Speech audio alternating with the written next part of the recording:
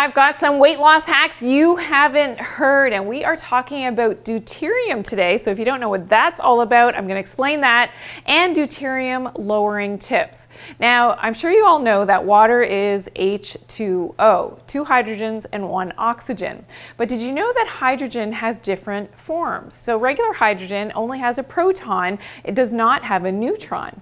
But heavy hydrogen is called deuterium, and it's an isotope of that hydrogen, and it contains a proton and a neutron in its nucleus. And that extra neutron doubles the mass of the hydrogen atom, therefore making a water that contains that deuterium instead of regular hydrogen a heavier water. Now, the problem with that deuterium is that it can mess up our proton cycling in our ATPase motors of the mitochondria, and that means less energy production. You've heard of ATP production in the mitochondria. That's going to slow down because of that heavy hydrogen. That deuterium is going to slow down those nanomotors.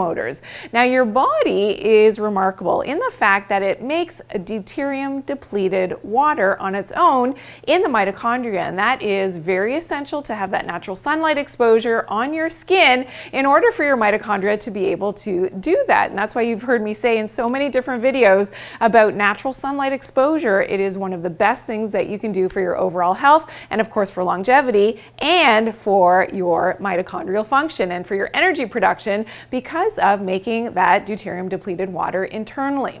Now, let's go through some of the tips to actually lower deuterium in your body, because if you've got too much of that deuterium, this is going to cause the aging process and will make you gain more weight. Okay, tip number 1 is to actually increase your fat intake. So the body makes 1.1 kilos of deuterium depleted metabolic water for every 1 kilogram of fat that you're actually consuming.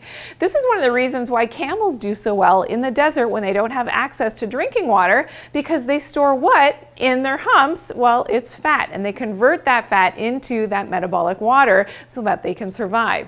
Now, some healthy fats, just as a reminder, I love olive oil, avocado oil, coconut oil, butter is fantastic, ghee, lots of nuts and seeds. This is a great way to help your body from those healthy fats to make more deuterium depleted water internally.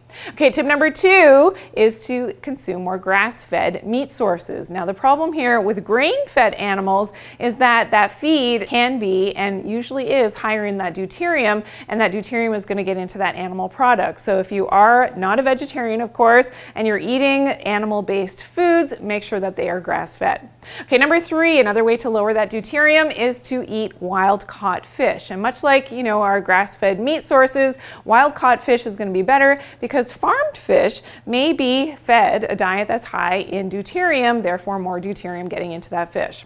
Okay, number 4, always opt for free range and pasture raised poultry. So again, because of the feed and what's going into that chicken or turkey or other fowl, this is something that you definitely want to make sure that it's lower in deuterium. Okay, number 5, green leafy vegetables tend to be naturally lower in deuterium. Fruits, not so much. So fruits can be higher and concentrate that deuterium. So eating more green leafies, especially when you're trying to deplete that deuterium, really important for your overall health. Okay, number 6 is to limit the grains. So the question comes up when you're trying to lose weight and people say, okay, stop eating the grains or have less grains. Is it because the grains have the carbohydrates and that's why you're gaining the weight? Or is it because of the deuterium? So this is a question that I'm asking you just to think about, because we often don't think of it from the deuterium perspective. And we know that grains are always high in that deuterium. They concentrate that deuterium. So by eating less grains, you're going to lower that deuterium content in your body.